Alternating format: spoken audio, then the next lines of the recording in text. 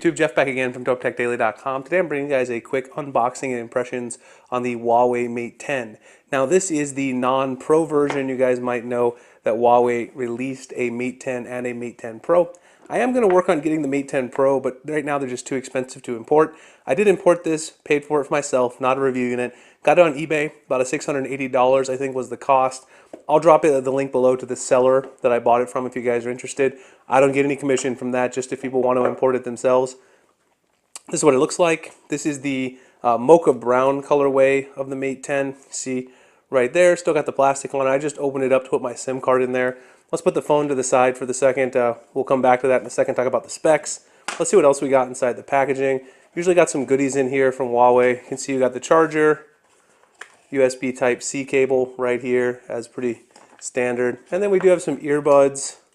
The earbuds usually aren't that great, but you can take a quick look at them. I think these are the same exact earbuds that came with the Huawei P10, the P10 Plus.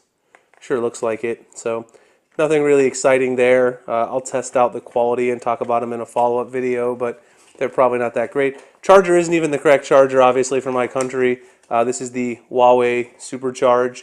They did give me an adapter in the actual packaging they shipped it to me in, so if you guys decide to import this to the US, they will give you an adapter, so you don't have to worry about that.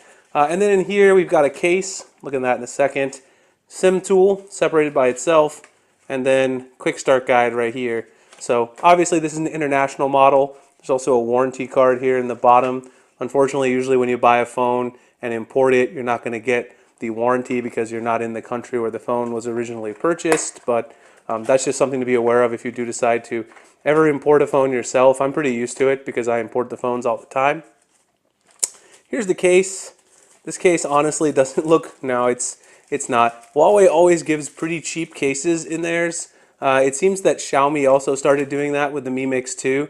I showed you guys in the Mi Mix 2 unboxing. It's a pretty cheap case for the Mi Mix 2. I think they both decided that they're not going to give any high quality cases anymore. I don't know why that decision was made, but it seems to be the way they're doing things now. Very nice build quality. Huawei changed up a few things on the build quality overall. If we take the plastic off here, you guys can see that the back is in fact all glass.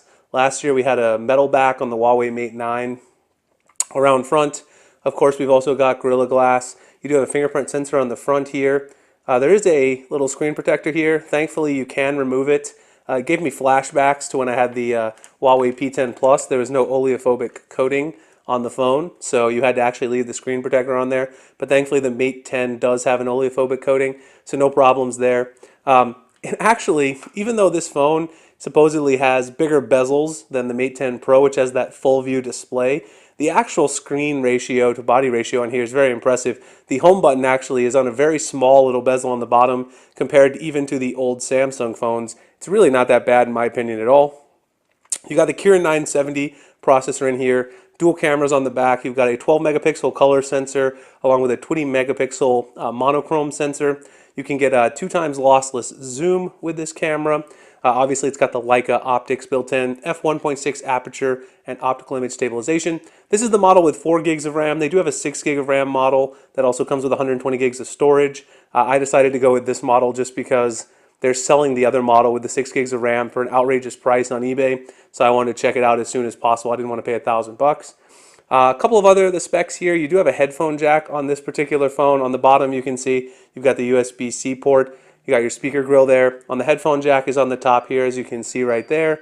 You got your volume button right here, and also the power button on the side. Over here, you can see you've got your SIM tray, as well as that houses a micro SD card up to 256 gigabytes. So very nice there. The sides are metal, but they are a nice little polished metal, so they kind of blend in with the back of the phone, so you don't have any sort of discontinuity there. So they've already went through and did the setup. That way this thing is running a global version of EMUI 8.0. Let's actually just go into the software really quick and check that out. So let's go into the About Phone, and we can check out the software version. You can see right there, it is Android Oreo, and EMUI 8.0. So a very nice build of Android Oreo on this. Huawei's done a great job of improving their software over time to be a lot closer to, like, real Android. They started off having a software very similar to Xiaomi, which looked more like iOS than it did Android, but now they've got a full, quick settings menu that are easily accessible. Their settings menu, the full settings have been toned down a little bit, so it's much more readable. I think they've come a long way. You can see that it still comes default though without the app drawer, but obviously you can toggle that on, use a third-party launcher. That's really not a big deal. Yeah, very nice overall phone. The Kirin 970 should be very impressive. You've got a lot of stuff going on here with AI that's being done in the background, helping you manage tasks and also things with the camera. So we'll be looking into that a little bit in the review, talking about this camera and whether or not it's comparable to the one that's on the iPhone 10 and also the one, of course, on the Pixel 2 XL.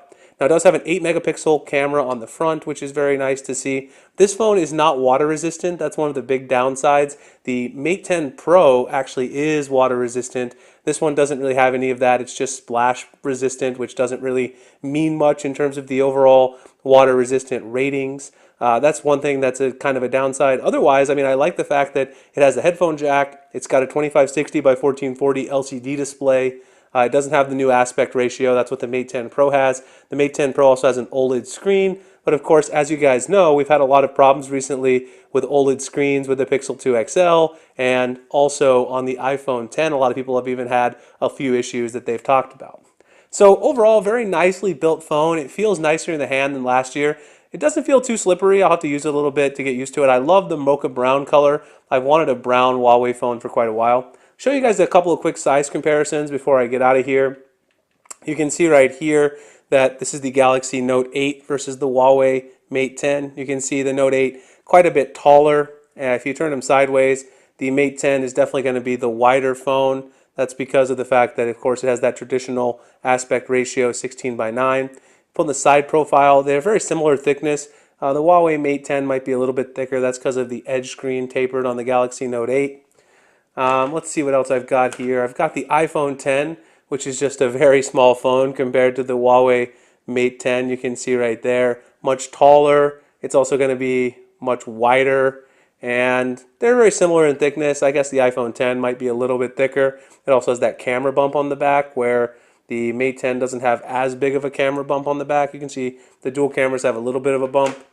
And then just a fitting comparison, because this is the two big Chinese competitors, Xiaomi and Huawei, which they were based off of each other's operating systems quite a bit in the beginning. Huawei stole a lot of stuff from Xiaomi, and some would argue vice versa. Here you can see the Mi Mix 2 versus the Mate 10. Very similar in height, almost identical. Very similar in width too. The Mate 10 might be a little bit wider. And on the side profile, I don't know, similar thickness. I think the Mi Mix 2 might be a little bit wider, but it's hard to tell exactly by eyeballing it. So that's a quick comparison. Let's also just take a quick shot here with a camera. I got one of my little animal figurines here so we can test and see how this camera is looking just on some quick snapshots. It's going to walk me through the camera options, but I like to play around with those myself anyway. So let's just go ahead and check out, take a couple quick shots, see what it's all about. And I got another figurine too. Let's try the white bird background as well here. See how it performs. Just some quick point and shoot tests, and we can see the detail. The white on white background's a little blurry, but this one's very crisp. These are very good because they can capture a lot of detail in these figurines. They have a lot of texture. That one's very, very nice. Very good. I mean, obviously I got great lighting here in the studio.